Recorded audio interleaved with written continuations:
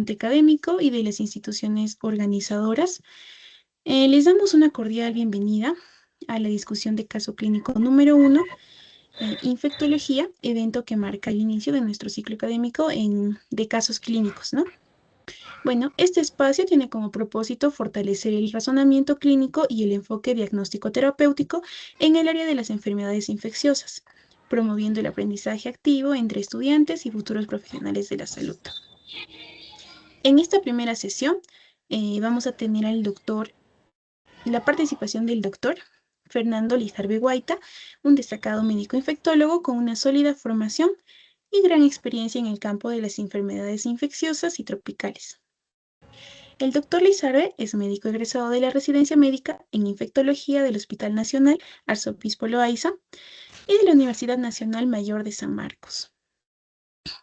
Bueno, fue ganador del segundo lugar en el Concurso Nacional de Casos Clínicos en 2023, organizado por la Sociedad Peruana de Enfermedades Infecciosas y Tropicales, con el trabajo Exantema viral en viruela del mono en paciente con infección por VIH. Ok. Bueno, esta tarde, perdón, el doctor Fernando Lizarbe nos presentará un interesante caso clínico en el área de la infectología, que nos permitirá analizar el proceso diagnóstico frente a enfermedades de relevancia actual en salud pública. Bueno, el doctor se está conectando con su diapositiva.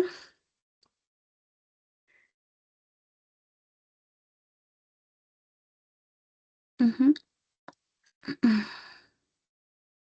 Esperemos un poco, por favor.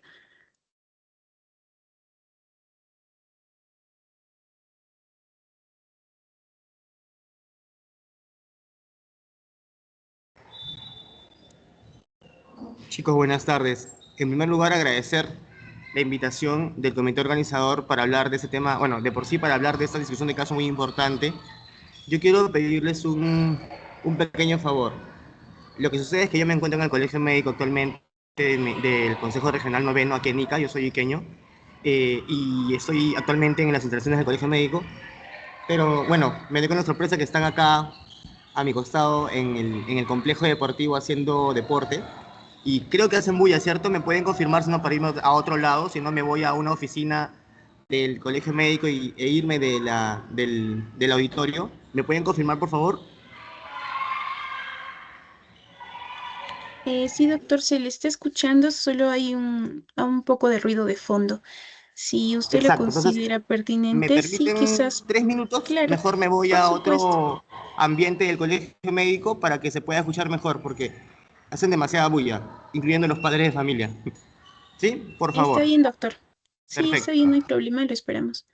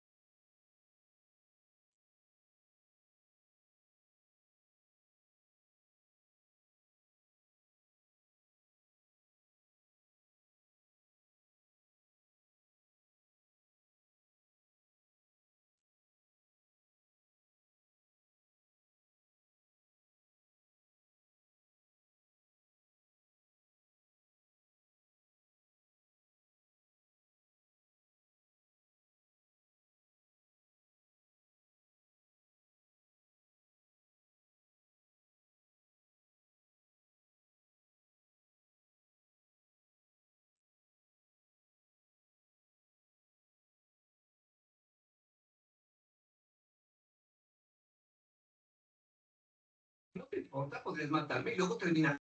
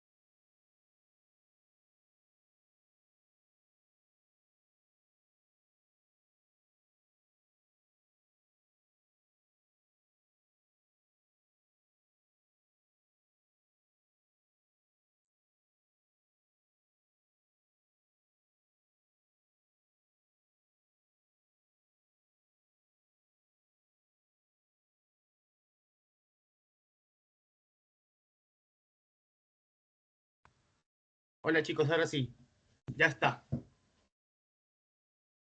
Ok, buenas tardes de nuevo a todos. Está bien ya que el doctor se ha ubicado en un lugar mucho más cómodo para él y para nosotros también. Bueno, sin más preámbulo, dejamos con ustedes al doctor Fernando Lizarbe Guaita, a quien agradecemos profundamente por compartir su tiempo y experiencia con nosotros. Doctor, bienvenido y muchas gracias por acompañarnos. Le cedemos este espacio para que usted pueda iniciar con su exposición.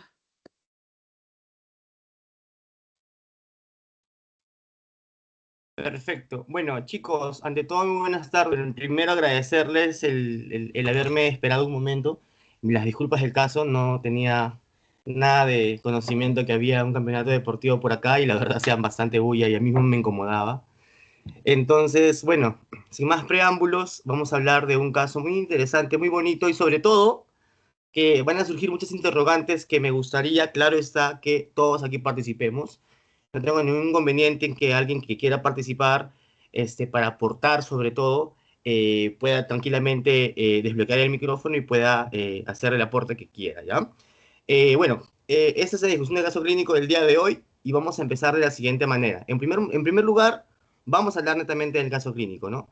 Este paciente es un paciente varón de 42 años, quien tiene una procedencia urbana, vive en la ciudad de Lima metropolitana. La dirección del paciente es Girón Los Yasmines, Manzana A, lote 15 del asentamiento humano Las Palmeras, del Cerro San Cosme, distrito del Agustino, lógicamente en Lima, como les comentaba. Es un paciente que tiene como ocupación que es chofer de transporte público. Su grado de instrucción es secundaria completa y el motivo por el cual el paciente acude al establecimiento de salud es que presentaba fiebre persistente, tos seca y pérdida de peso, ¿no?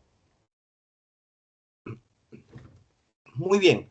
Como antecedentes personales, el paciente es un paciente que no tiene enfermedades crónicas conocidas. Es un paciente que hasta el momento en que se hizo la atención era VIH negativo, pero era a la anamnesis, ¿estamos? Quiere decir de que se le hizo la pregunta al paciente y él, pues, lógicamente tuvo una respuesta negativa. No es un paciente que utilice corticoterapia ni terapia inmunosupresora, ya no hay antecedentes de diabetes mellitus ni tampoco de hipertensión arterial, y es un paciente que recibió en su momento determinado la inmunización completa, dentro de las cuales recibió la vacuna del BCG, del Calmet-Guerin, ya en la infancia, y que bueno, presenta la cicatriz presente, ¿no? Presenta la cicatriz, perdón, ¿no? Entonces, como antecedentes no patológicos, estimados alumnos, es que, bueno, en lo que respecta a hábitos nocivos, el paciente, con respecto al tabaquismo, el paciente fumaba una cajetilla a día por 15 años, ya, y recién fue suspendido 3 años antes de la consulta, ya. Vive con su madre y 2 hijos, o sea, con él serían 4 personas que viven en un mismo ambiente, en una casa, que es poco ventilada y que la casa cuenta con 2 habitaciones, eh, comparte habitación con sus hijos, con sus 2 hijos. O sea, en una habitación está su mamá y en la otra habitación compartía con sus 2 hijos. O sea, 3 personas en una sola habitación, ¿no? El paciente no viajó recientemente a ningún otro departamento y o región. En lo que respecta a los datos epidemiológicos del paciente refiere que su madre tuvo tuberculosis 2 años antes de su consulta, quien completó tratamiento sensible, esquema sensible, no recibió una quimioprofilaxis, o sea, el paciente, como era un contacto directo de su madre, que en ese entonces tenía tuberculosis, no recibió la quimioprofilaxis, ya, y en su momento determinado, cuando era el contacto, no fue evaluado, ¿no? Muy bien. Ahora hablamos de la historia de la enfermedad actual. Este paciente previamente sano, que inicia hace aproximadamente 5 semanas, un cuadro de fiebre intermitente, ¿ya? De por sí eran temperaturas que oscilaban entre 38 a 38,5 grados Celsius, de predominio vespertino y nocturno. Presentaba también tos seca, luego mínima expectoración blanquecina en el transcurrir del tiempo de manera progresiva. El paciente tenía astenia, tenía anorexia, sudoración nocturna intensa. Se establece una pérdida de peso de aproximadamente 7 kilogramos en un mes.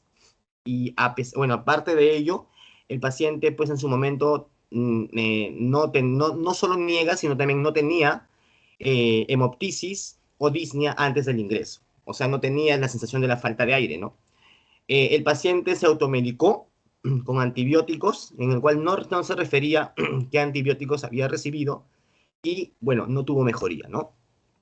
Entonces, cuando el paciente ingresa al establecimiento de salud, en este caso el hospital, bueno, de por sí les quiero comentar que hice mi especialidad en el Hospital Arzobispo Loaiza, es un hospital nacional en el cual, en lo que respecta al servicio tanto de neumología como infectología, tenemos nuestra hospitalización. Hemos tenido la oportunidad de tener pacientes desde la emergencia, seguirlos muchas veces en medicina interna, captarlos y pasarlos a nuestro servicio para poder completar el tratamiento y hacerlo de manera más idónea, ¿no? Y bueno, volviendo nuevamente al caso, en el ingreso hospitalario, el paciente en su primer día presentaba efectivamente la temperatura por encima de 38,3 grados centígrados, tenía una frecuencia cardíaca de 96 latidos por minuto, una PA que se encontraba dentro de los parámetros normales, ¿no? Teníamos una frecuencia respiratoria de 20, una saturación de 95%, afio ambiental 21%, claro está, y un índice de masa corporal de 17,9 kilogramos por metro cuadrado, ¿no? El examen físico, el paciente tenía definitivamente un adelgazamiento evidente, ya habían prominencias óseas, ruidos respiratorios disminuidos en vértice pulmonar derecho, había también presencia de estertores finos en región subclavicular derecha. A nivel cardiovascular, el paciente no tenía algo que sea patognomónico o que me diga que hay alguna alteración, o sea, ruidos cardíacos rítmicos irregulares, y no había presencia de soplos. Ya, a la evaluación en general, el paciente era un paciente que se encontraba en ese momento despierto, estaba a un LOTEP, y aparte de ello era que el paciente se encontraba en decúbito, bueno, estaba en posición ortopneica, el paciente no podía tolerar tanto lo que era en su momento la posición o actitud en decúbito dorsal, ¿ya? Y aparte de la evaluación en general, no habían presencias palpables de adenopatías. Ya. Entonces,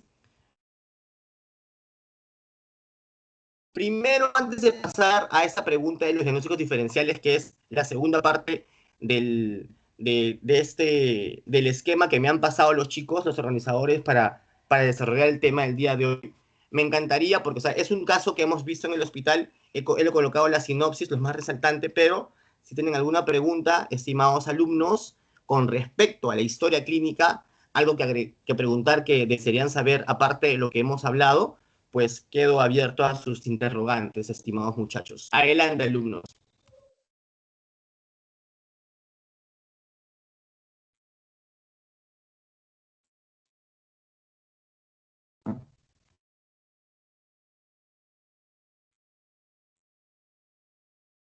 ¿Ya me escuchan? ¿Están por aquí los chicos? Sí se le escucha, doctor. Recordarle a los compañeros asistentes que pueden escribir también sus preguntas en el chat si lo En desean el chat, o sí, así es. abrir su micro para poder realizar sus consultas. También al final de la ponencia se realizará una ronda de preguntas y el ponente nos va a responder, ¿no? Las que considere más relevantes.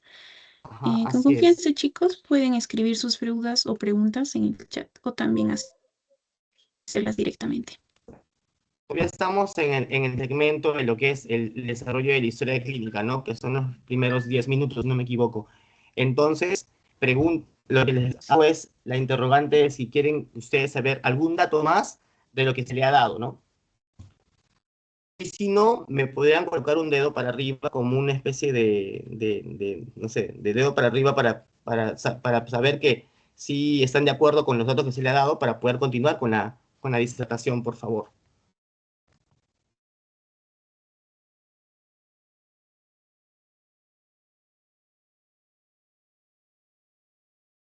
Aquí veo 11 personas conectadas, sin mí serían 10. Quiero ver, por favor, que el total me esté respondiendo el interrogante, si es que realmente está todo entendido. Para pasar a la ronda de los diagnósticos diferenciales, en el cual, lógicamente, es una parte que tenemos que desarrollar con ustedes. Son ustedes los que tienen que darme las propuestas de diagnósticos diferenciales y de esa manera poder definir cuál va a ser nuestro planteamiento, ¿no? Muy bien, chicos, antes de que pasemos a los diagnósticos diferenciales, como docente, quien es docente de fármaco y de medicina interna, entonces con mis alumnos hacemos exactamente lo mismo, pero le agregamos un plus más, que es el aspecto sindrómico. Creo yo que el aspecto sindrómico, estimados alumnos, es muy importante.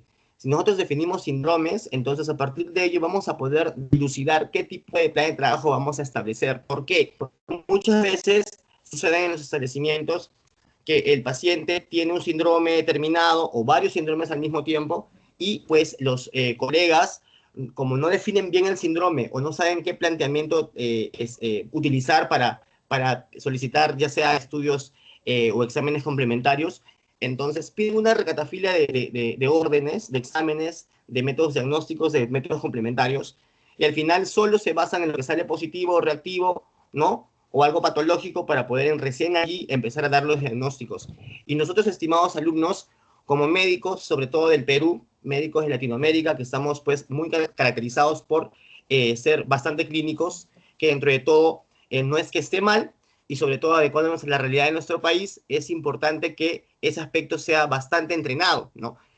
Nosotros acá, en el caso, por ejemplo, vemos que es un paciente, para empezar, varón de 42 años. Es un paciente que no es de por sí adulto mayor, es un paciente que todavía está en la cuarta década de la vida, dentro del cual en teoría debería ser una persona económicamente activa, ¿cierto? Y también sexualmente activa, si queremos hablar de esos dos aspectos en donde defina a la persona, en donde todavía podemos ver que es una persona que puede tener una independencia, ¿cierto?, en sus actividades, como también, lógicamente, en lo que les acabo de comentar anteriormente. Es masculino, entonces, cuando hablamos de un paciente que es masculino de 42 años, de la cuarta década de la vida, se nos tiene que venir a la cabeza un montón de cosas, ¿no? Por ejemplo, ¿qué patologías podemos encontrar en ese grupo etario, ¿no? Y en ese género, ¿no? Y sobre todo, ¿qué patologías podemos encontrar en la asociación de de esas dos variables importantes para nosotros, ¿cierto? Masculino y 42 años, ¿no? Pero muy aparte de ello, muy importante cuando ustedes estén en el internado, cuando estén ustedes en la residencia médica, es el lugar de procedencia. Es un nexo epidemiológico o aspecto fundamental para poder decir, ah, este paciente está en este lugar determinado y por el mapa epidemiológico podemos catalogar este lado característico por tal daño, ¿no? Por ejemplo, no sé, si es un paciente de la selva, es un paciente que viene con fiebre, es un paciente que viene con un cuadro que tiene como promedio antecedente de haber viajado a otras regiones orientales de nuestro país, pensar, por ejemplo, en una metaxémica, pensar, por ejemplo, en una enfermedad que sea endémica de ese lugar, ¿cierto? Entonces, eso va a ser importante que tengamos en cuenta la procedencia del paciente, ¿ya?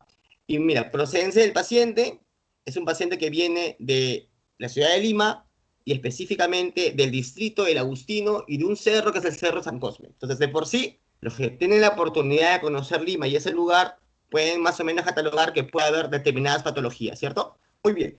Lo dejamos a un lado porque no queremos tampoco poder spoilear y decir, ah, es esto, ¿no? Aparte de eso, es la ocupación que realiza la persona, ¿no? Es importante ello y el grado de instrucción. ¿Por qué? Porque va a depender mucho si el paciente es un paciente con secundaria completa, si es un paciente solo con primaria o un paciente con estudios superiores, y de esa manera vamos a decir, ah, ya, esta persona de una u otra manera ha sido capacitada a tal punto que podemos esperar que sí sea una persona que prevenga enfermedades. Pero si es una persona que no ha estudiado, que pueden haber también analfabetos como parte del grado de instrucción, porque no ha recibido algún tipo de grado de instrucción como tal, o primaria completa, entonces esperamos menor edad de haber sido sensibilizado de acuerdo o respecto a algún tipo de medida preventiva o práctica saludable, ¿cierto? Entonces, eso también es importantísimo. Entonces, ya, vamos a la parte de la enfermedad, de la historia natural de la enfermedad para poder definir los diagnósticos sindrómicos y de esa manera decir, ah, ya, este paciente puede tener tal cosa. Yo les voy a ayudar con los diagnósticos sindrómicos y ustedes van a empezar a darme toda la catafila de diagnósticos diferenciales que podemos encontrar en este paciente. ¿Les parece? Muy bien, empezamos. Por ejemplo, fiebre persistente. De por sí, para que mi paciente tenga fiebre, estimados amigos, tenemos que tener una temperatura que esté por encima de ¿cuánto? De 38, doctor, me dicen. Sí, hay textos que mencionan 38.3, ¿cierto? Pero también no olvidemos que según norma técnica de muchas enfermedades, se establece ese punto de corte desde este punto 5. Todos me han enseñado que ese valor es febrícula. Sí, es cierto, pero si es, por ejemplo, una enfermedad que se encuentra en determinado lugar y se considera como brote, entonces esperemos que ese paciente, a pesar de que tenga ese valor de 37.5, va a llegar en algún momento determinado y no tan lejano, sino prontamente hablando, a la fiebre. ¿Estamos? Muy bien. Aparte de eso, no olvidar los diferenciales de las tomas de temperatura entre, por ejemplo, la toma de la temperatura oral, la toma de la temperatura axilar y la toma de la temperatura rectal, ¿cierto? Que tienen como puntos de corte de diferencia de 0.5. 0.5, entonces puede ser hasta 0.5 más, aumentándole como una especie de curva, o hasta incluso uno más. Entonces, definitivamente el paciente pasaría ese valor de 38 si tuviese en ese caso 37.5, ¿sí o no? Muy bien, entonces, viene ese término de fiebre. Ahora, el tiempo es importantísimo, estimados amigos. Primero, el tiempo, si es que es agudo, es una fiebre subaguda, o si ya de por sí es persistente como tal, ¿no? Acá me mencionan fiebre persistente, pero persistente se refieren, no es tanto al tema de que sean muchísimos días, sino que sea durante todo el día y por muchos días.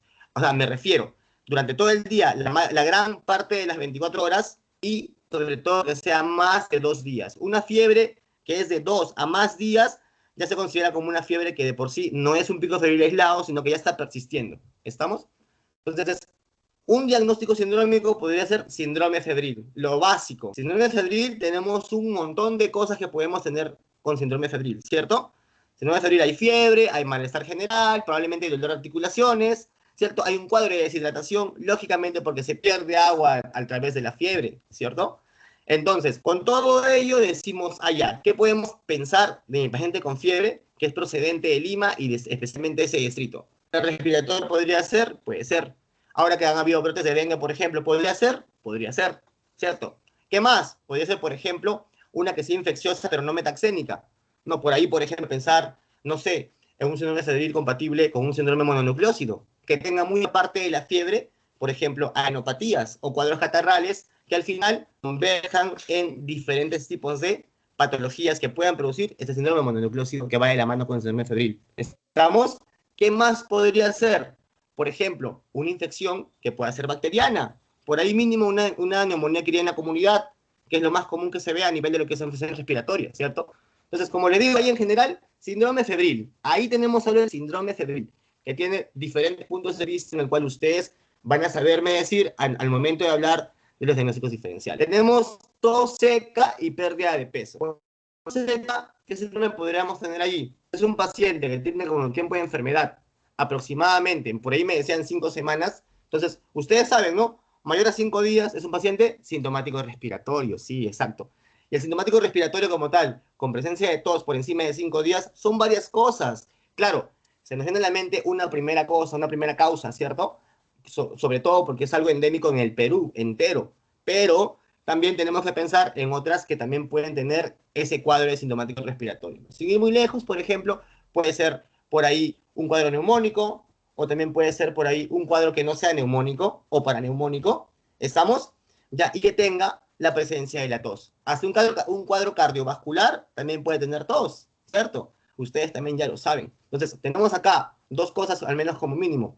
Un síndrome febril y tenemos un sintomático respiratorio. Perfecto. Doctor, pérdida de peso, síndrome consuntivo. ¿Estamos? Síndrome consuntivo, pérdida de peso. ¿Cuál es el paciente? 7 kilogramos en un mes. Definitivamente se está consumiendo. Síndrome consuntivo son varias cosas, ¿cierto?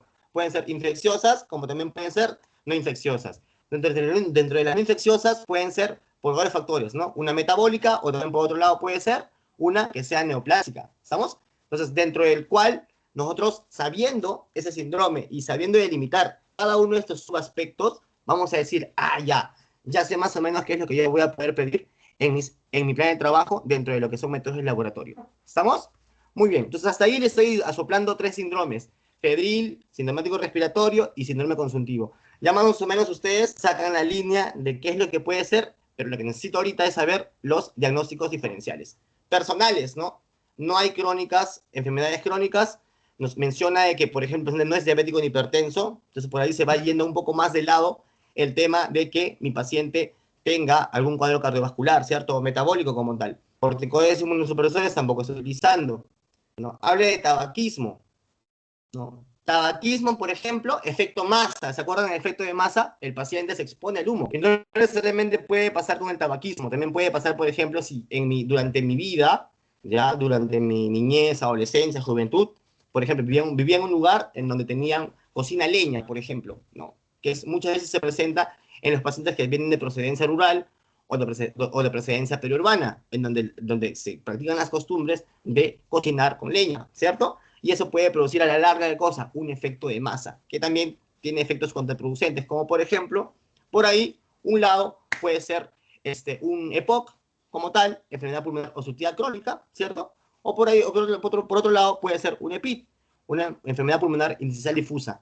Quiero dejarles en claro que esas siglas de EPOC y de EPID como tal, no solo se establecen como si fuesen daños o patologías propiamente dichas. Por ejemplo, EPOC puede tener también daños dentro de eso. Entonces, en la práctica clínica también se le puede considerar como si fuese un síndrome obstructivo bronquial, ¿cierto?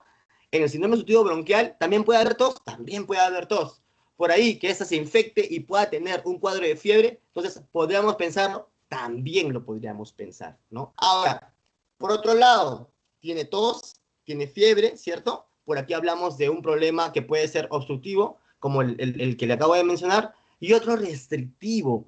En el restrictivo que tenemos, no afectación de las vías respiratorias, pero sí, chicos, tenemos afectación parenquimal, ¿cierto? Entonces, afectación parenquimal del pulmón, ¿cierto? Como tal, fiebre y tos, ¿qué podemos pensar también? En un cuadro neumónico. Entonces, podría ser un síndrome de condensación, que lógicamente tenemos que corroborar con la evaluación y también con los estudios de imágenes que le podemos tomar. Muy bien, epidemiológicos tenemos ahí lo que ya les había planteado y pasamos netamente a la enfermedad. Fiebre intermitente me está mencionando, predominio vespertino y nocturno, y son 5 semanas. ¿cierto? ¿Es un síndrome febril agudo o subagudo? Entonces aquí hablamos que es un subagudo. ¿Por qué? Porque está por debajo de los 14, por encima de los 14 días, perdón. Cuando hablamos de un síndrome febril agudo, bajo de 14 días, no lo olviden. Síndrome febril indiferenciado, esa clase queda grabada, ¿verdad? Entonces, para que ustedes lo sepan y lo repitan y lo repitan. El indiferenciado es cuando tenemos menor de 7 días. Por ejemplo, un agudo e indiferenciado, dengue, ¿cierto? De 7 días a más ya no puede ser dengue, pues se establece científicamente en todos los estudios que hasta el día 7 podemos esperar un cuadro febril en el dengue. Pero cuando no es así, pensemos en otras etiologías, ¿no? Este tiene más de 2 semanas, tiene 5 semanas. Como tiene 5 semanas, ya hablamos de subagudo como tal, y se está dando la cronicidad, pero son 5 semanas subagudo, por encima de los 21, por encima de los 21 días, ¿cierto? 3 semanas a más, incluso se menciona ese concepto. Entonces, podemos tener ahí varias patologías, ¿no? Patologías respiratorias, sí. Por ahí patologías también que tengan una afectación, por ejemplo, una afectación articular, una afectación gastrointestinal, también, ¿no? Casi les digo, pero tienen que decirme ustedes en los diagnósticos diferenciales. Tenemos tos seca, que ya les comenté, astenia, anorexia, sudoración nocturna intensa. Esa sudoración también va de la mano con la fiebre, que es subaguda, y que puede estar dentro de otra patología que no sea lo que ustedes están pensando. Pérdida de peso, no hay hemoptisis ni disnea y no ha habido automedicación. Muy bien, entonces ya hemos visto cómo ingresó, hemos visto en lo que respecta al examen físico, ruidos respiratorios disminuidos en vértice pulmonar derecho. Vemos ahí la ubicación que es muy importante. ¿Estamos? No es una ubicación basal, no es una ubicación medial, sino es una ubicación apical, o en este caso a nivel de lo que es netamente el vértice superior, ¿no? Pulmonar derecho, ¿no? Estertores finos en región subclavicular derecha, ¿no? Y no hay adenopatías. Entonces, ahora sí, ya les soplé varios síndromes, ¿cierto? Sí, ¿no? Entonces, ahora pasamos a los diagnósticos diferenciales y para eso yo voy a un momento exacto, quedarme de esta manera, lo pueden ver, ¿cierto? Igual la pantalla, porque aquí yo voy a escribir lo que ustedes van a decirme. Entonces, empezamos con los diagnósticos diferenciales. Chicos, a ver, cada uno de ustedes aquí presentes va a decirme un diagnóstico diferencial. No se peleen, muchachos, no se peleen. Cualquiera puede levantar la mano o puede abrir el micrófono, presentarse y darme el diagnóstico diferencial, por favor. Hay un montón de diagnósticos diferenciales. Adelante.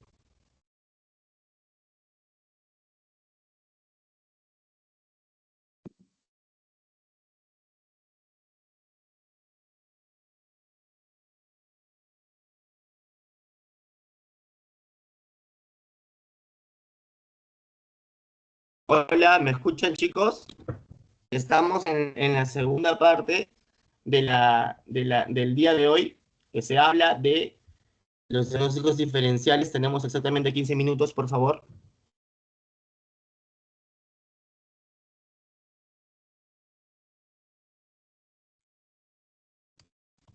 Si no los voy llamando, a ver, vamos a ver.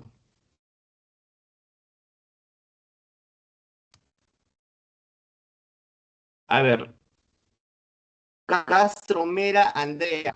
Hola, Andrea, ¿cómo estás? ¿Escuchas, Andrea? ¿Alguien que desee participar? Veo ahí un micrófono prendido. Julio. Julio C. dice. Hola.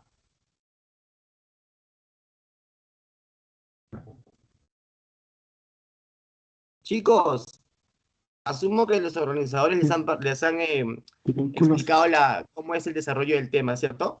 Entonces, estamos en la segunda parte del tema en el cual ustedes tienen que aportar con sus diagnósticos diferenciales de acuerdo al caso que hemos hablado, ¿no? Entonces, por favor, estoy a la espera de que ustedes participen. Una vez que pase ese tiempo que les acabo de comentar, voy a pasar a la siguiente etapa de la capacitación. Tuberculosis diferencial, doctor.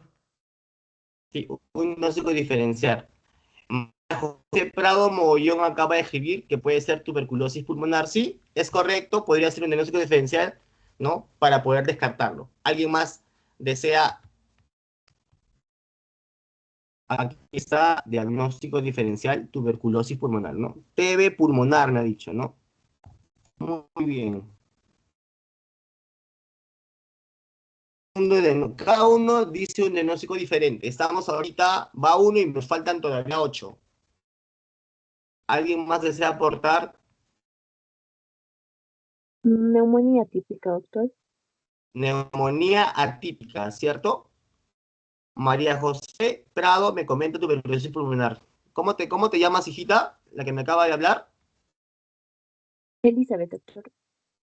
Isabel, muchas gracias por tu participación. Tenemos una neumonía típica. Neumonía típica. Muy bien, muy bien. Tercer diagnóstico diferencial.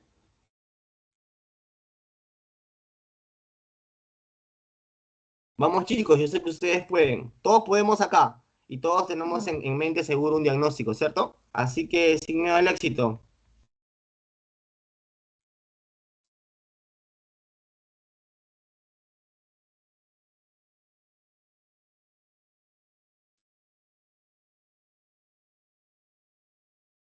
Julio me ha comentado tos crónica. Bueno, de por sí la tos como tal ya es un signo que se puede visualizar y también un síntoma que podemos decir al momento de la anamnesis, ¿no? Pero no aplica hacer tos crónica un diagnóstico. Porque encontramos tos crónica en varias patologías, estimado Julio. Seguimos leyendo otros diagnósticos diferenciales, por favor. Estoy atento al chat. Julio, otro diagnóstico que tengas, por favor, que no sea tos crónica. Todos pueden ir comentando. Tenemos la totalidad de los 9, de los 9 diagnósticos diferenciales y pues me doy por bien servido para pasar a la siguiente etapa.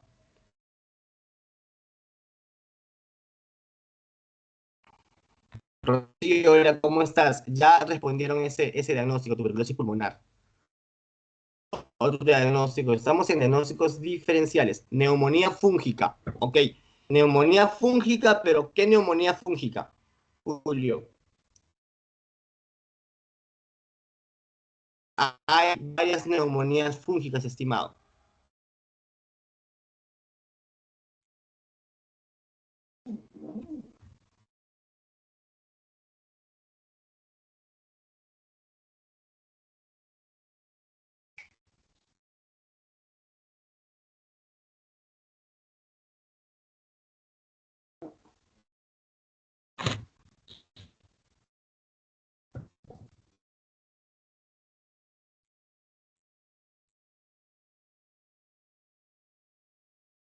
Muy bien, ¿alguien más que desea decir algún diagnóstico, por favor?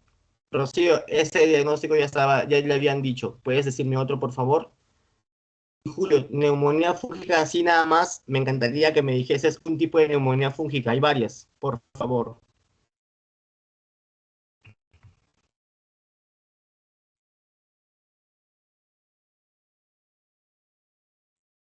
Exacto, ya, ahí ya cambia la cosa, ¿cierto? Histoplasmosis pulmonar, ¿no? Entonces vamos a ponerlo acá. Histoplasmosis pulmonar es un diferencial. Vamos a ponerlo acá abajo, ya como si fuera, ya bueno, vamos a ponerlo aquí, histoplasmosis, pero quiero decirles que es algo bien alejado, porque es un paciente que no ha viajado a ningún lugar y es de Lima, ¿ya? Pero es un diagnóstico posible, por la clínica podría ser, ¿ya? Pero bien alejado. ¿Otro?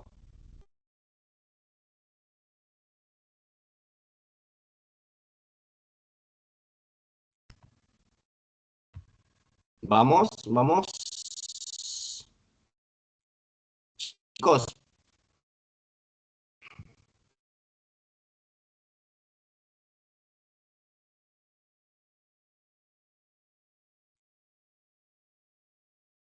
neoplasia pulmonar, ¿ok? Un NM pulmonar, ¿te parece? Estimada María José, ¿sí, no? Perfecto. Hija, si tienes más diagnósticos, con mucho gusto estoy presto a escucharlos porque como no hay poca participación, me interesa tener la mayor cantidad de diagnósticos diferenciales posible. Si tienes más diagnósticos, normal los puedes decir, no hay ningún problema. No te limites, por favor. Y a los demás alumnos también, por favor, pedirles que participen, ¿sí? Muy bien. Otro diferencial, por favor, chicos.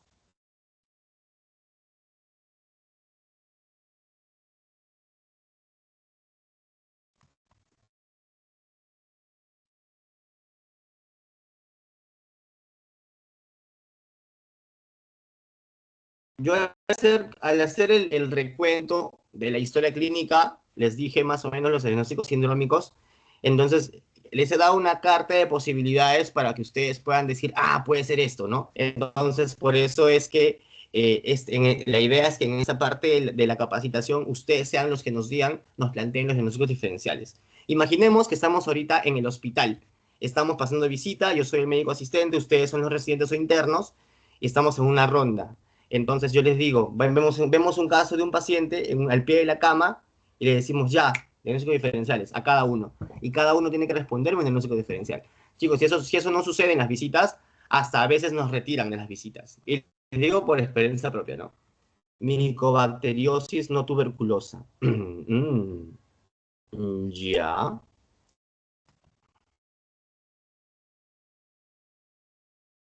Micobacteriosis no tuberculosa. ¿Me puedes dar un ejemplo de micobacteriosis no tuberculosa y decirme si realmente existe ese diagnóstico, estimado Julio, por favor?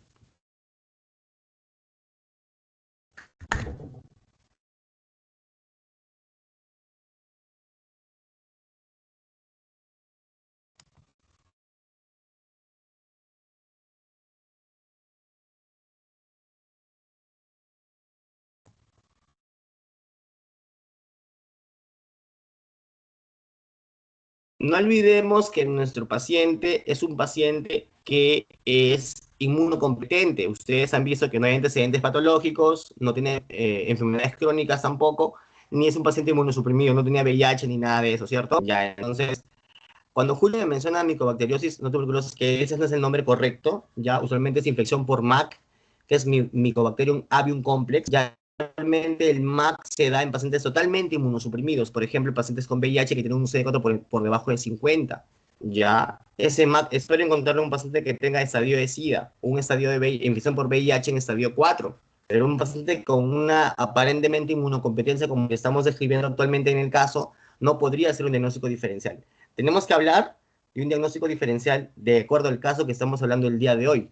Por eso te decía que no está mal, no es que esté mal, pero es un mal planteamiento para el caso del día de hoy. Y aparte que el nombre no es correcto, no es micobacteriosis, no tuberculosa. ¿Estamos? Ya, muy bien. Otro diagnóstico, por favor.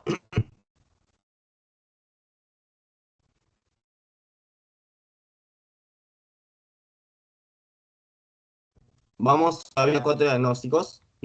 Miren que yo los llene, chicos, ¿ah? La idea es que ustedes lo llenen.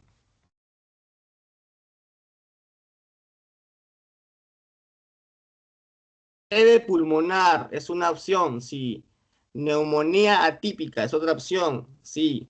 Neumonía, yo le voy a poner neumonía adquirida en la comunidad típica.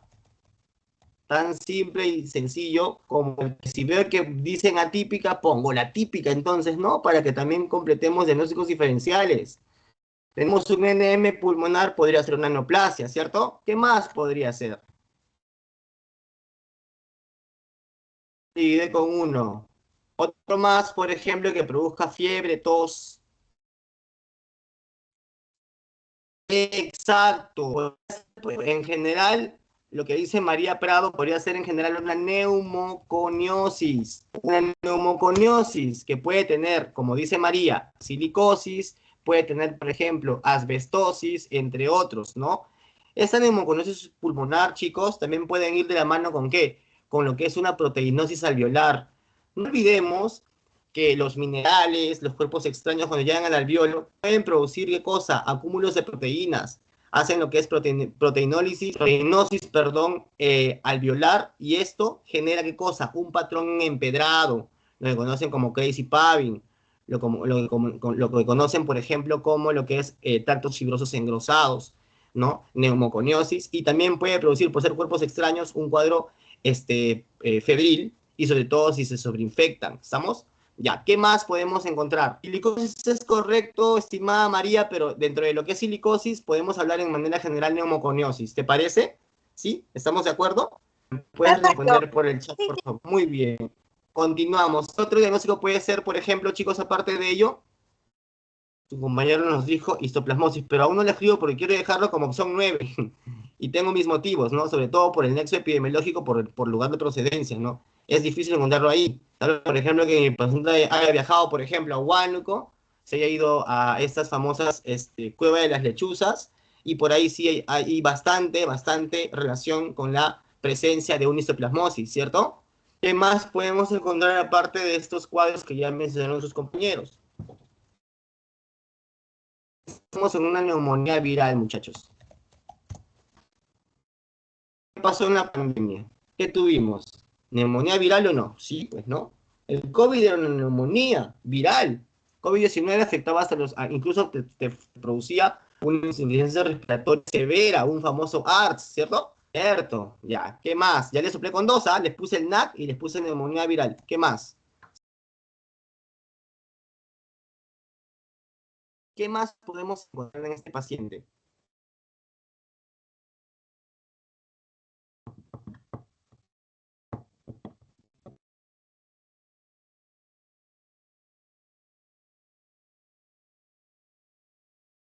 Nuestro paciente ha fumado 15 años. 15 años. ¿Puede ser un EPOC? Puede ser un EPOC, ¿cierto? Un tipo de obstrucción compatible con EPOC o una obstructiva como tal, con dilatación bronquial y al mismo tiempo estenosis, que se pueda sobreinfectar fácilmente, ¿cuál podría ser, por ejemplo? ¿Les ayudo ya, chicos? Ya, les voy a ayudar. ¿Cuál podría ser, por ejemplo, una bronquiectasia? 15 años fumando, pero una bronquiectasia infectada. Por ahí fiebre. ¿Qué más podría ser? Por ahí sus compañeros dijeron, por ejemplo, micosis pulmonar, ¿cierto? ¿Cuál, por ejemplo? Aparte de la histoplasmosis, que no es mala idea, pero es muy alejado por el lugar, ¿cierto? ¿Cuál más podría ser, por ejemplo?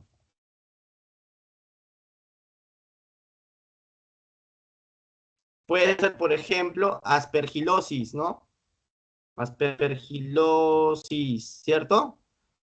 Cierto. ¿Qué más podría ser? Mucormicosis, ¿cierto? Cierto. Entre los dos, ¿cuál no podría ser para sacarlo y dejar solo uno? No podría ser mucormicosis, es más alejado. ¿Por qué, chicos? Porque mucormicosis da, por ejemplo, más en diabéticos. ¿Estamos? En diabéticos es súper relacionado a la mucormicosis. Y mi paciente no es diabético, ¿cierto? Ya. ¿Qué no histoplasmosis? Histoplasmosis, chicos, es un paciente que es inmunocompetente. Histoplasmosis. ¿Cuánto espero encontrar de linfocitos TCD4 para decir, ah, ya puede tener histoplasmosis? Chicos, menor de 150 linfocitos TCD4. Y ahí sí, súper seguro que puede ser histoplasmosis. Pero mi paciente igualmente es inmunocompetente. ¿Y por qué entonces, doctor, acá usted ha puesto aspergilosis? Porque hay aspergilosis que pueden dar en inmunocompetentes, no solo en inmunosuprimidos. ¿Estamos? Entonces, por eso le he colocado aspergilosis pulmonar. Perfecto. ¿Qué más? Ponemos el histoplasmosis que ha dicho su compañero para que no piense que no le quiero tomar en cuenta. Pulmonar. Muy bien. Pero es más alejado. Súper alejado. Recontra alejado. ¿Ya? Ponemos aquí mucormicosis / histoplasmosis pulmonar. Si desean dar un último diagnóstico, sería excelente porque nos quedaríamos con 10 diagnósticos, ¿no? Y no solo con 9. Y pasaríamos a la siguiente fase de la capacitación o de la clase, ¿no? Hoy veo que está escribiendo.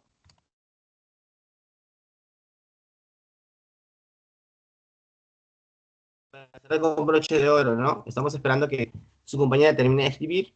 Nos va a dar un último diagnóstico para poder continuar.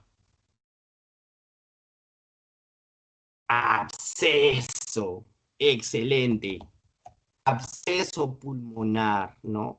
Por ahí también puedo poner empiema pulmonar, ¿no? Muy bien. Y es más, me gustaría colocarlo en otro orden. Colocarlo por acá. Eso, el aspergillus lo ponemos como número 9 y la mucor lo ponemos como número 10, ¿no? Y el aspergillus lo ponemos como número, ya. Chicos, miren con los diagnósticos diferenciales que nos estamos quedando. Ya, ahí está. Eso es producto de ustedes. Con un poquito de mi parte, ¿no? Pero igual tenemos los diagnósticos diferenciales. A la cabeza TB pulmonar, ya tenemos que definir si es una TB pulmonar primaria o una TB pulmonar postprimaria. ¿Estamos? Porque no nos han dicho realmente qué es lo que es. ¿Es una TB pulmonar propiamente dicha o si es una TB miliar? Hay que saber cuál es el patrón que tiene, por ejemplo, lo que estamos pensando que sea, ¿no? Neumonía típica, ¿no? Neumonía típica, un tanto algodonosa, un tanto afectación, más que nada, no tanto lobar o no tanto localizadas, no por el contrario, es una eh, afectación difusa, ¿estamos? Sobre todo más en el intersticio. La NAC típica, ¿no? Lógicamente ahí vamos a encontrar, por ejemplo, un patrón lobar, ¿cierto? Ustedes ya saben, patrón lobar, por ahí tenemos síndrome, tenemos vibraciones vocales aumentadas, tenemos por ahí, por ejemplo, crépitos, ¿no? Que usualmente son más que nada crépitos basales, entre otras cosas, ¿no? Perdón. En lo que es, perdón.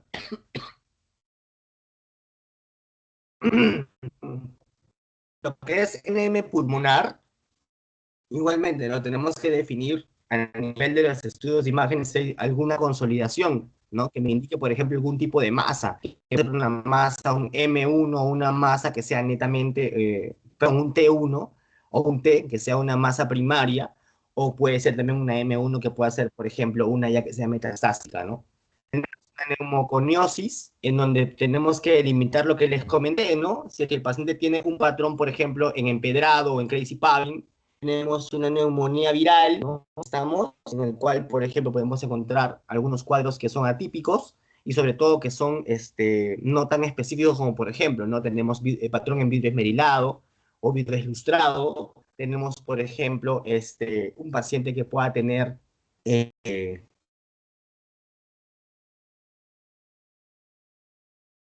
filtrados que sean lobares o que sean, por ejemplo, ya tenemos, por ejemplo, también lo que es bronquitas infectadas. Ahí tenemos que delimitar bien cómo se encuentra netamente a nivel de lo que son las vías respiratorias y no solo nos va a servir tanto lo que es la radiografía, tendríamos que solicitar tomografía, habría que hacer lo que es una espirometría para ver si mi paciente tiene, por ejemplo, un cuadro obstructivo restrictivo, ¿no? Eso también es importante.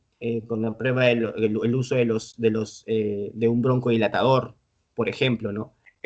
Absceso pulmonar o empiema pulmonar, una tomografía para poderlo visualizar, aspergilosis pulmonar igualmente, ¿no? Y mucomicosis, isoplasmosis, que es más alejado, ya se tendría que hacer de cosa ahí una fibrobroncoscopía, hacer obtención de muestra a través de lo que es el lavado bronquialveolar, y de esa manera estamos obteniendo muestras para poder hacer también cultivo de hongos, ¿no? Y también, lógicamente, ver la biopsia o la histopatología, quizá encontremos por ahí algunos tipos de IFAs, ¿no? Que puedan ser aceptadas o aceptadas en ángulo recto o en ángulo agudo. Lo que les acabo de comentar es básicamente como que la soplada que les estoy dando para la siguiente fase, que es la siguiente parte, que es netamente el plan de trabajo, ¿no? ¿Qué es lo que vamos a pedir a nuestro paciente para poder definir cuál de estos diagnósticos diferenciales es el que es más compatible con el diagnóstico presuntivo y sobre todo, posteriormente hablando, definitivo al momento de confirmarlo con un método diagnóstico, ¿no? Entonces pasamos a al tercer segmento, que es el plan de trabajo. ¿Cuál es el plan de trabajo o qué exámenes solicitaríamos a nuestros pacientes, ¿no? Para poder decir, ah, ya, hay que corroborar nuestra sospecha diagnóstica, chicos. Estamos en la fase 3, exámenes auxiliares, ¿no? Los alumnos plantean métodos confirmatorios para diagnósticos diferenciales, incluir datos de exámenes auxiliares y esquemas diagnósticos, ¿no? Entonces, por ejemplo, les pregunto a ustedes cuál sería el primer, a la mano, lo primero basal que le pediría a mi paciente. Lógicamente, muy aparte del tema respiratorio en general, como todo paciente que ingresa a un establecimiento de salud, ¿qué es lo primero que yo le solicito siempre a mi paciente para poder ver su estado general, ¿no? Porque está con fiebre, con tos por 5 semanas, tenemos ahí también lo que es la presencia de baja de peso, ¿no? Entonces, ¿qué le vamos a solicitar, estimados alumnos?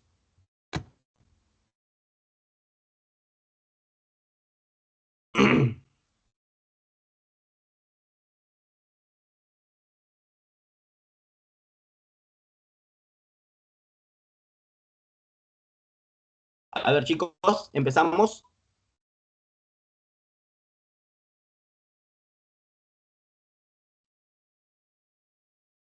Tenemos aquí a 13 participantes. ¿Estamos? Está Andrea, está Elizabeth, está Jordan, está Julio, está Luz Mariana, perdón, está María José, está Rocío, está Sabina, Vanessa, está Ángela, William y está Yari. A ver, ahora somos 13, ya no somos 9, entonces, por favor, ¿qué podríamos plantear? Muy bien, María. Un hemograma completo, estimados amigos.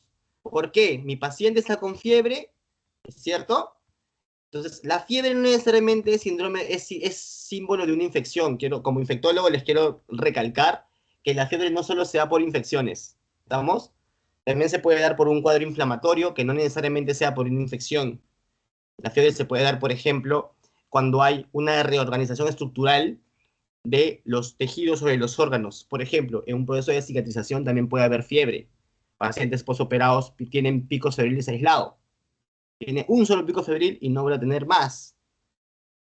A veces me interconsultan, doctor, paciente posoperado de apendicectomía, hace un día tuvo un pico febril, llegó a 38 y de ahí no volvió a ser más. Pero tuvo fiebre ayer, pues doctor, hay que verlo, hay que darle antibióticos. El paciente no vuelve a tener otro pico febril más. Entonces, no necesariamente va a ser compatible una infección, hay que observarlo si es cierto, ¿ya? Entonces, ¿qué nos va a ayudar para decir, ya es un proceso infeccioso, ¿no? Entonces, solicitamos, en primer término de cosa, lo que nos comentaba su compañera, un hemograma completo. Muy bien, estimada. Entonces, aquí vamos a colocarle, de todas maneras, se pueden ver, ¿verdad? Vamos a ir escribiendo igualmente lo que ustedes van a plantear en el plan de trabajo. Entonces, primero, lógicamente vamos a pedirle lo que es un hemograma completo a mi paciente, ¿no? ¿Por qué? Quiero ver si es infeccioso o no. Ya, hemograma completo, ¿cierto?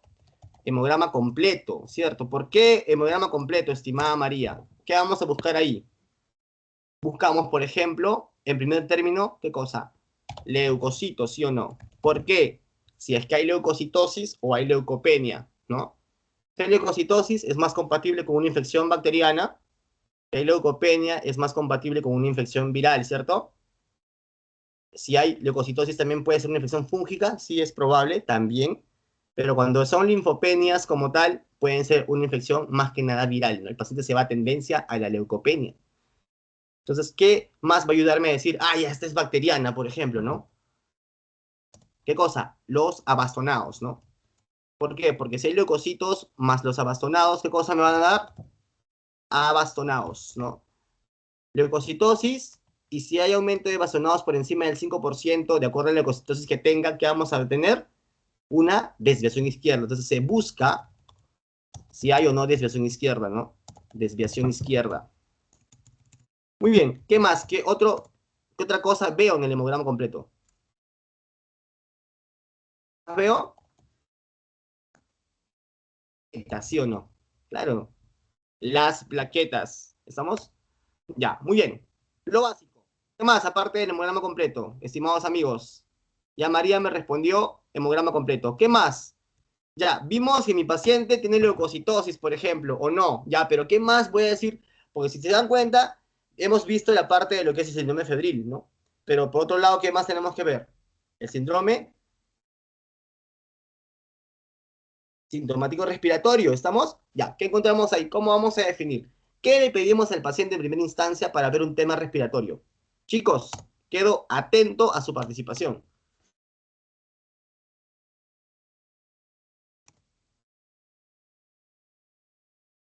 Ahí Rocío está escribiendo, le estoy esperando para poder colocar ahí su aporte.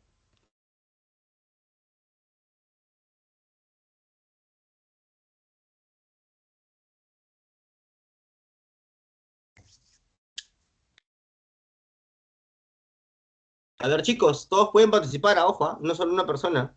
Todos pueden participar.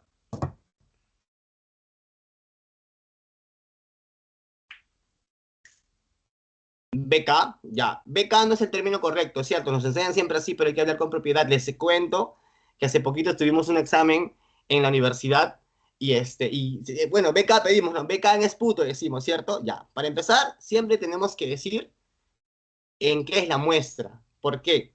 Si decimos BK a secas, entonces no sabemos si es en esputo, no sabemos si es en heces, no sabemos si es en lavado bronquialveolar, no lo sabemos, ¿no? Entonces, usualmente lo que pedimos son BK en esputo, pero lo correcto es decir que se le solicita vaciloscopía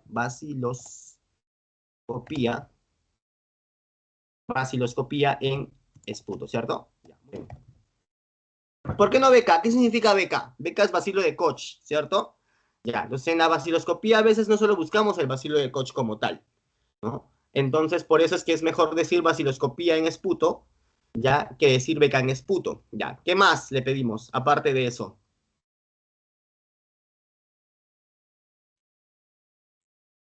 Hasta el momento es correcto lo que han dicho sus compañeras, tanto María como Rocío. ¿Qué más? ¿Qué más le pedimos? Lógicamente le pedimos, ¿qué? Exacto, Rocío, muy bien. Igualmente, no olvides, se pide completo el nombre, ¿no? Radiografía, radiografía ¿de qué? De tórax, tórax, exacto. De tórax, ¿cierto? Puede ser posterior anterior si quieren pedirle solo así, o pueden ser posterior anterior y lateral si quieren ver mayores incidencias, ¿no? Ya, muy bien. ¿Qué más podemos pedirle al paciente, aparte de ello? Hemos visto si hay infección o no a través del hemograma. Hemos visto, ¿qué cosa? Al menos estudios de esputo, de baciloscopía. Lógicamente, hay que pedirle como mínimo 2 muestras o hasta más. A más, ¿no? Ya. Radiografía de tórax, posterior anterior o lateral, ¿cierto? Ya. ¿Qué más podemos pedirle, Luz Mariana, quien está escribiendo? Y los demás, ¿qué más podemos solicitar a mi paciente? Básico, ¿no?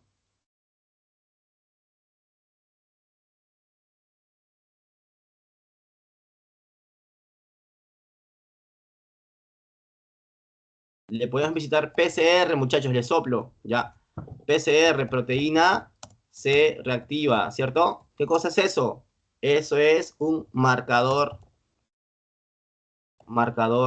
o reactante, mejor. Es un reactante de fase aguda, ya. Muy bien, ¿qué más? ¿Qué más le podemos pedir? ¿Por qué me mide qué me mide el PCR? El grado de inflamación, punto de corte 0.5. Si está por encima de 0.5, mi paciente está definitivamente con un cuadro, está inflamado, ¿no? ¿Qué más? ¿Qué más le pedimos?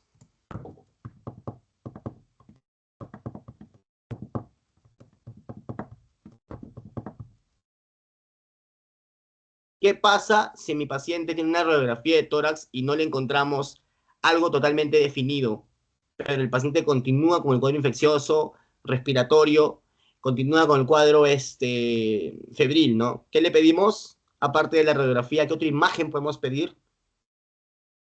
Chicos,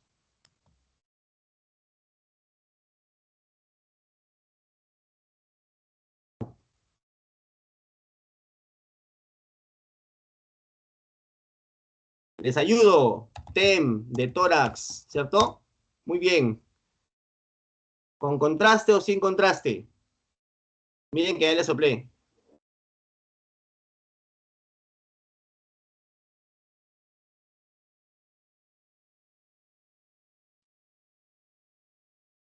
Sin contraste, ¿cierto? Ya. ¿Cuándo pido con contraste? Pido con contraste cuando quiero ver, por ejemplo, consolidaciones, ¿no? Consolidaciones, tipo masas, ¿no? Porque si hay consolidación o masa, piensa en un tumor, ¿cierto? O una neoplasia y tiene, lógicamente, vascularidad. Entonces, si le veo con contraste, prácticamente vamos a dibujar el tumor. En cambio, cuando no, vamos a pedir sin contraste, ¿ya? ¿Qué más? ¿Qué más le pido, chicos?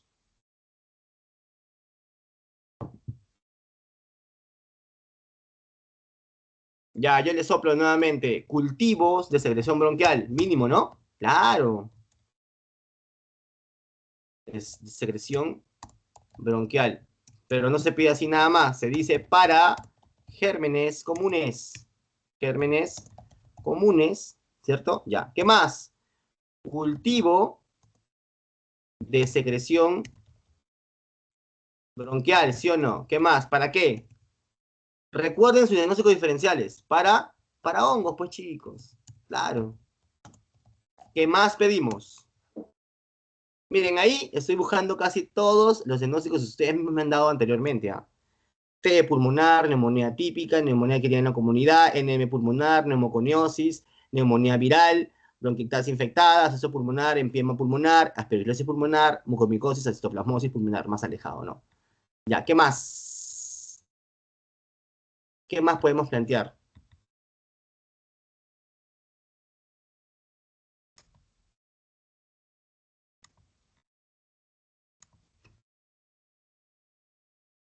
¿Qué pasa si las vaciloscopías no son suficientes porque no me salen? ¿Qué le podemos pedir, chicos, por favor? Para pasar a la siguiente parte, porque ya estamos básicamente en los estudios, estudios de laboratorio, ¿no? Muy bien. Veo que están escribiendo, pero hasta el momento no terminan de escribir.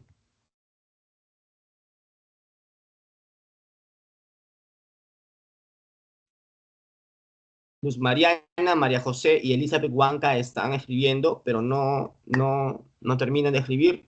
No sé si puede ser más factible que activen su micrófono y me digan directamente cuál es el método que ustedes también quieren solicitar, porque así no vamos a terminar nunca y se pasa mucho el tiempo, estamos estimados amigos. Muy bien, yo les voy a ayudar, chicos, ¿ya? Para ya continuar, avanzar con la clase. Entonces, le hemos pedido ello. ¿Qué más le podemos pedir al paciente? Le podemos pedir, chicos, ¿qué cosa? Le podemos pedir, por ejemplo, GeneXpert, que es PCR. PCR, pero que es reacción. Eso significa reacción en cadena de polimerasa, que es más conocido por todos como la famosa prueba molecular, ¿no? Prueba molecular, ¿cierto? La molecular, ¿cierto? Para Mycobacterium tuberculosis, ¿cierto? Se sospecha en ello. Ya, ¿qué más?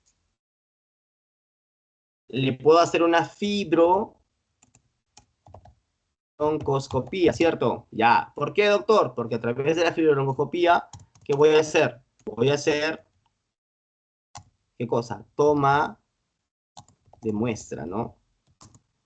Eso se llama lavado bronquioalveolar, ¿no? El famoso VAL, ¿no? Ya, muy bien.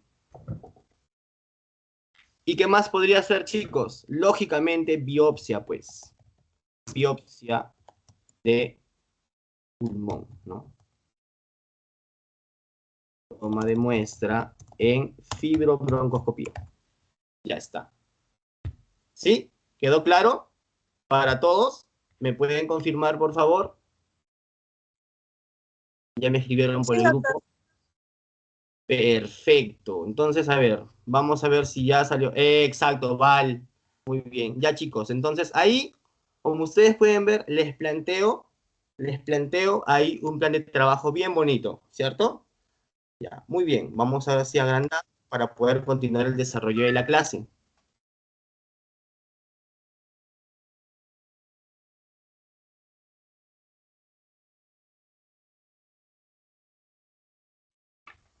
A ver. Ya, voy a dar opción para que me puedan decir un método diagnóstico más que ustedes quieran añadir. Por favor. A ver, vamos.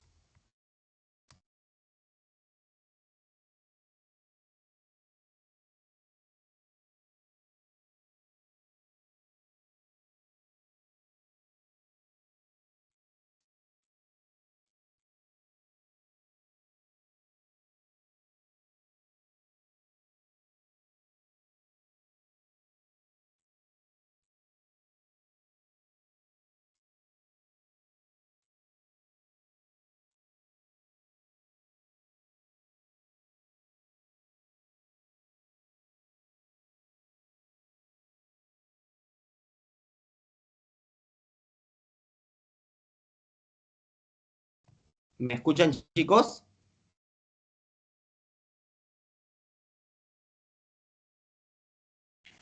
Hola, hola. Sí se le escucha, doctor. Ya, perfecto. Entonces, pasamos a la siguiente parte entonces. ¿Quedó claro, cierto? Entonces, muchachos, vemos acá el examen de laboratorio que efectivamente a mi paciente se le pidió en el hospital. Vemos ahí que tiene como resultado una anemia, pero esta anemia es una anemia leve, ¿sí o no? Una anemia leve que está con 11.8 gramos por decilitro. No hay presencia de leucocitosis. Ustedes saben que es entre 4 y 10.000. Hay textos que mencionan que puede ser hasta 11.000, ¿no? Si está por encima de 11.000, que efectivamente tenemos una leucocitosis, ¿no? Pero en este caso no hay leucocitosis, ¿ya? No tenemos leucocitosis, no hay a nivel de los neutrófilos, 65% que está dentro de los parámetros normales, y dentro de los neutrófilos tenemos ahí precisamente los bastones, ¿no? Si hubiese algo positivo, si hubiese neutrofilia y hubiese lo que es bastones por encima del 5%, lo se hubiesen reportado y lógicamente me hablaría de una desviación izquierda que es más compatible con un cuadro netamente bacteriano, ¿no? Pero en este caso vemos que hay una leucocitos normales, no hay desviación izquierda, ¿ya? Linfocitos están en 20%, que igualmente está dentro de los parámetros normales. Pero miren el BCG. La velocidad de sedimentación globular la tenemos igualmente alto, está por los cielos. Incluso se menciona, ahí habla, por ejemplo, que tiene un punto de corte menor a 20, pero a nivel general, la BCG la encontramos hasta incluso menor a 15. O sea, es como que menor a 15 es punto de corte, pero está en 85. Está totalmente elevado, ¿no? Entonces, cuando tenemos un BCG elevadísimo, ¿qué me está indicando? También me indica una gran inflamación, estimados amigos, ¿ya? No solo el PCR me indica una inflamación, sino también el BCG. Y más aún, que esta inflamación aparentemente tiene una asociación con un cuadro que puede ser no tan agudo que digamos, sino ya es un cuadro que está con tendencia en la cronicidad, o sea, está mínimo subagudo o está crónico, ya. Cuando tenemos un BCG que esté elevado a 80, 90, más de 100, quiere decir que mi paciente ha tenido ya a un tiempo ya atrás, que habla ya de semanas al menos, con este proceso aparentemente infeccioso, ¿cierto? Que es lo que estamos pensando. Muy bien. PCR igualmente por los cielos, 60, ¿no? Y ustedes saben que hablamos que está como punto de corte de 0.5 miligramos por litro. Bueno, el punto de corte es 0.5 miligramos por decilitro, pero acá le han puesto como menor a 5 miligramos por litro, ¿no? Que es lo mismo. Entonces, en teoría, el resultado está actualmente elevado, ¿no? Está en 60. O sea, es como si estuviésemos hablando en unidades de miligramos por decilitro en 6. Igualmente también es alto, ¿no? Aquí habla de prueba rápida de VIH, antígeno de anticuerpo, y me menciona que la prueba rápida de VIH, antígeno de anticuerpo, es negativo, ¿cierto? Yo les quiero preguntar, yo nada más quiero que me respondan con un sí o con un no en el chat, ¿ya? Solo con un sí o con un no en el chat. Si es suficiente que solo hagamos una prueba rápida de VIH, antígeno de anticuerpo, para poder descartar este grado de inmunosupresión y esta inflamación.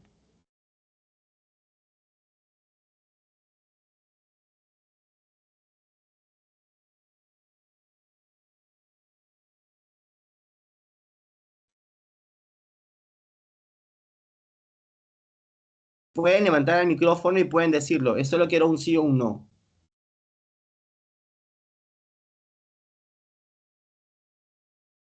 Hola. Entonces, bueno, de por sí, no solo basta con una sola prueba de tamizaje. Para yo determinar que mi paciente tenga, se descarte el VIH, una infección por VIH, entonces tenemos que pedir al menos 2 métodos de tamizaje si tenemos un cuadro como este, ¿no? Un cuadro como este me puede hacer pensar que tiene un grado de inmunosupresión. Y con una sola prueba de tamizaje no va a bastar, tenemos que hacer al menos una segunda.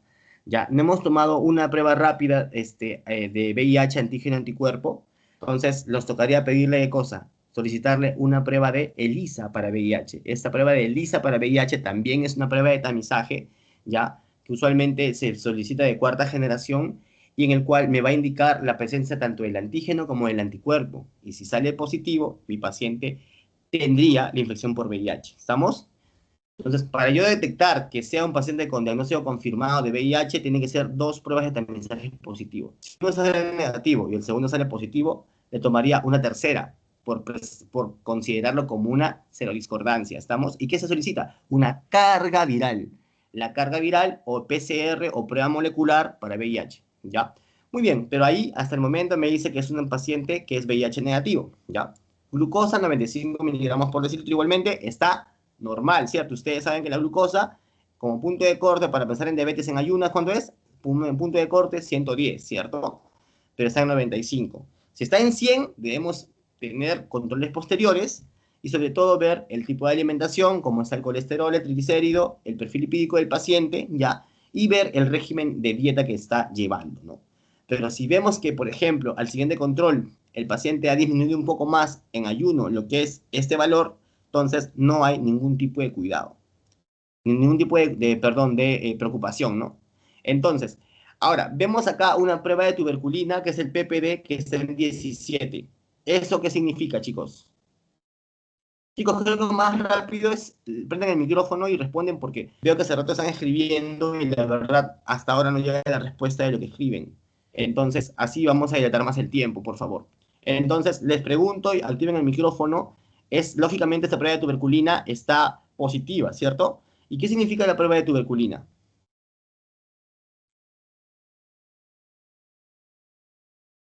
El PPD. ¿Qué significa?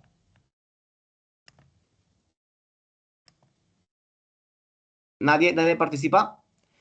Significa que mi paciente ha tenido contacto previo con un paciente con tuberculosis. Y dice bien claro la historia clínica. Mi paciente tuvo a su mamita que tenía, ¿qué cosa? Tuberculosis hace 2 años. Se trató, pero tuvo tuberculosis. Y compartían el mismo ambiente. Era un lugar, era una casa pequeña que tenía solo 2 habitaciones. Entonces, y poco ventilada. Ese PPD está positivo. En un paciente, apúntenlo, un paciente que es comprometido o inmunosuprimido, mejor dicho, o sea que está totalmente debilitado, el punto de corte es, solo basta que esté por encima de ¿cuánto? Por encima de 10, chicos, cuando es un paciente que es inmunocompetente, ¿cierto? Ya, perfecto. Y en inmunosuprimidos, por encima de 5. 5 puntos de cortes y 10 puntos de corte, pero en el caso del inmunocompetente, por encima de 10. Mi paciente tenía ¿cuánto? 17.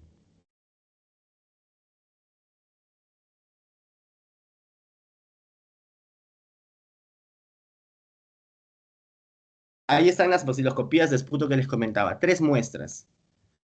Las 3 muestras han salido negativas. Día 1, día 2 y día 3. Negativas las 3. Y con eso descarto tuberculosis.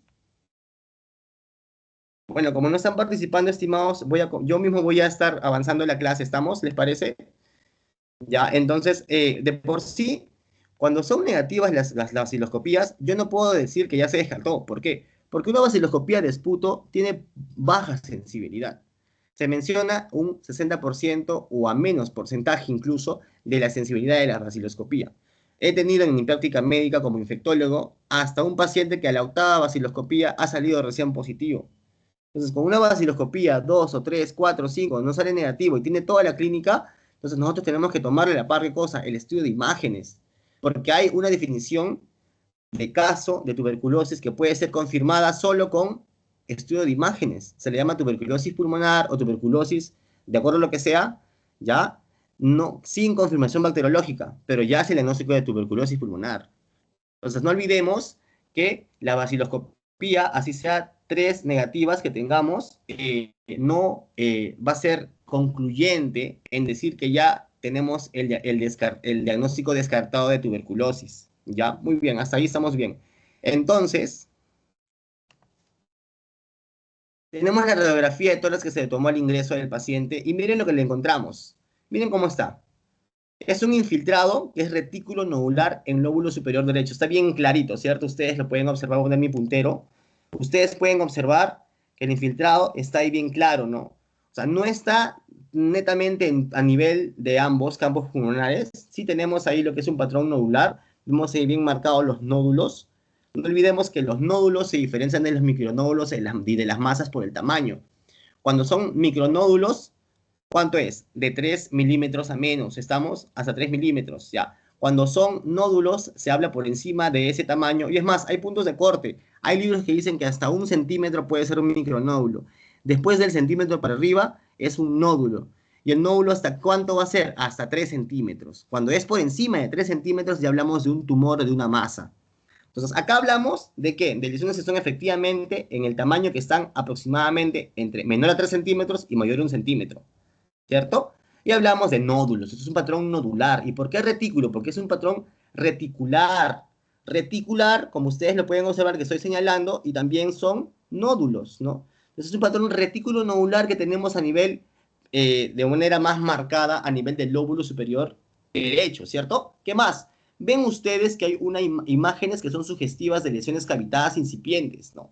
Por ejemplo, no quiero ir muy lejos, acá tenemos una bien marcada, ustedes pueden observarlo, ¿cierto? No se ve bien, doctor, parece que fuese la superposición de las clavículas. Entonces, ¿qué es lo que voy a hacer?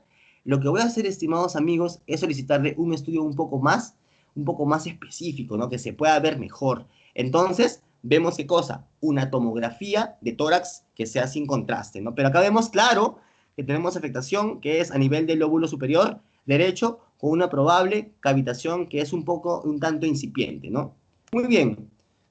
No hay derrame pleural. Ustedes pueden ver aquí los ángulos costofrénicos y costodiafragmáticos están totalmente limpios, ¿cierto? No hay derrame pleural. La tomografía, miren la tomografía. Aquí sí se ve clarito, ¿no? En esta incidencia que es vértico frontal o coronal, y tenemos lo que es esta incidencia que es transversal, ¿no? Y vemos que a nivel de los lóbulos, del lóbulo superior, este es el lóbulo superior derecho, tenemos esta lesión cavitada. Es una lesión cavitada que está aproximado de 1.5 centímetros, que era lo que se reportaba, y que está en el lóbulo superior derecho. Y también tenemos el patrón árbol en brote en el campo superior derecho, ¿no? Lo que ustedes pueden ver acá, esto y esto que está acá, es árbol en brote, ¿no? El árbol en brote es un patrón que es centrolobulillar. Patrón centrolobulillar, y se ven como si fuesen efectivamente árboles en brote, ¿no?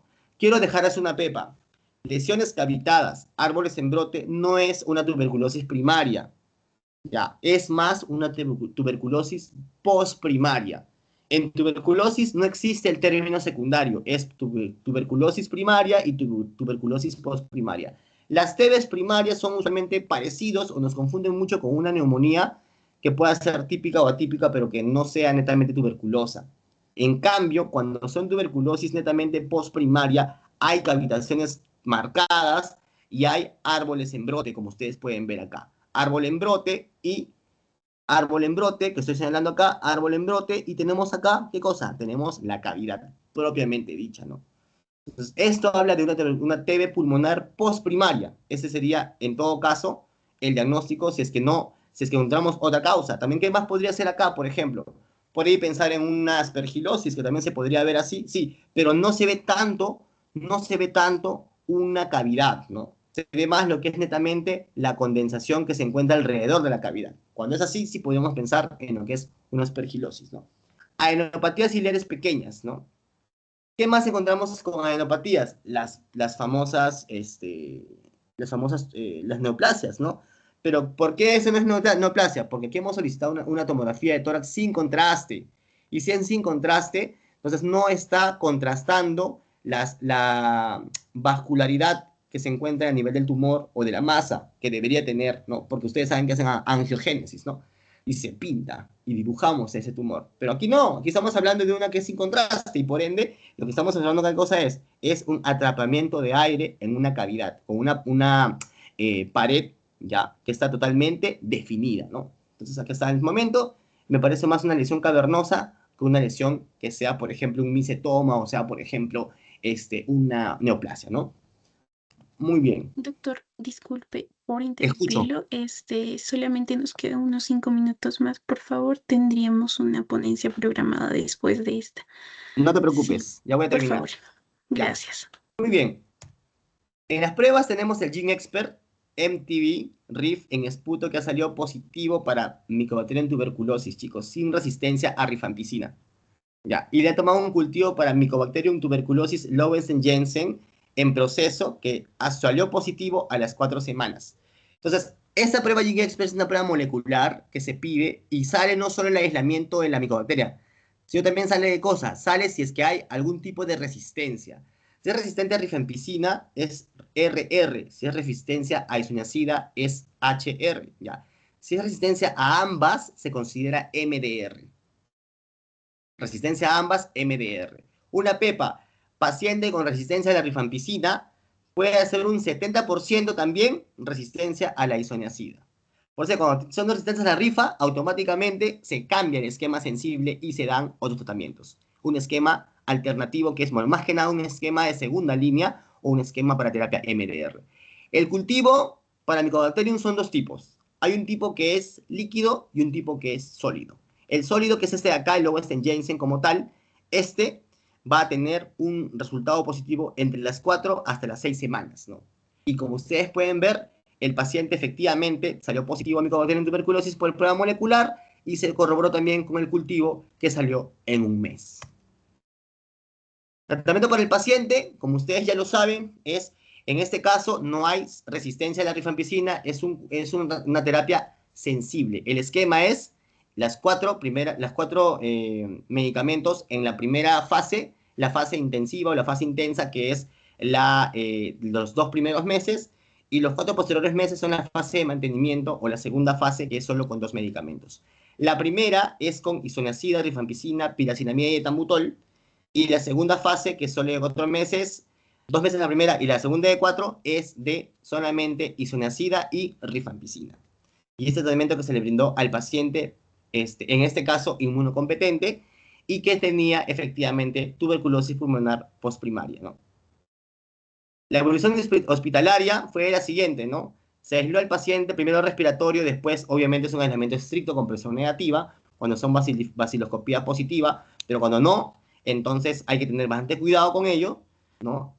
Baciloscopía negativa, se mantiene sospecha alta por clínica de imagen, se solicita GeneXpert en el primer día, segundo día. Al día 3 se recibe el resultado positivo de GeneXpert, se inicia el tratamiento antituberculoso, como les comentaba, con isoniazida, rifampicina, piracinamida y etambutol. Estos en la primera fase de 2 meses, y la segunda fase de 4 es solamente de la isoniazida y la rifampicina. ¿Estamos? Días 4 a 7, persiste picos febriles, pero disminuye la intensidad de los picos, aumento progresivo del apetito, el paciente ya tiene más hambre y la tos es más productiva, pero ya sin hemoptisis. Y entre el día 8 y 10, el paciente desaparece la fiebre, mejora la clínica y ya se hace una educación al paciente para lo que es netamente, y la familia sobre la transmisión, tratamiento y el seguimiento. Se activa vigilancia de contactos en este caso, ¿no? De esta manera, podemos ver que el paciente que pueda tener una tuberculosis no necesariamente puede ser inmunosuprimido.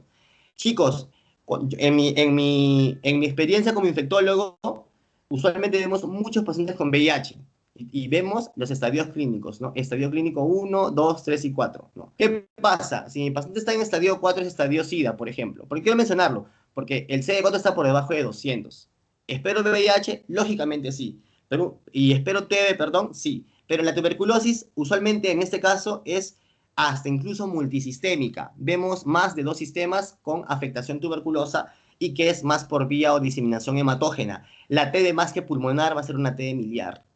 En lo que es el estadio 3 es cuando el CD4 está por debajo de 350. Ahí también puedo encontrar tuberculosis pulmonar. Estadio 2, cuando el CD4 está por debajo de ¿qué? De lo que es 500. Entonces, igualmente puede encontrar tuberculosis, también lo puede encontrar. Y en el estadio 1 es cuando está por encima de 500, pero el paciente está con infección como tal. Igualmente el paciente puede tener tuberculosis pulmonar. ¿Qué quiere decir con esto?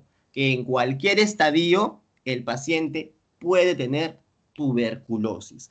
No esperemos que de un grado de inmunosupresión para pensar recién en tuberculosis, chicos. Cualquier inmunocompetente, como es este caso, puede tener tuberculosis. Todo paciente sintomático respiratorio que tiene fiebre por más de 3 semanas nada más, ojo, y aparte de ello, tiene cuadro clínico típico como tos exigente, persistente, sudoración nocturna con fiebre y aparte de ello tiene pérdida de peso, lo primero que debemos pensar es tuberculosis. Pero no olviden siempre que en su protocolo siempre pidan prueba de VIH porque pueden salirse con la sorpresa. ¿Estamos?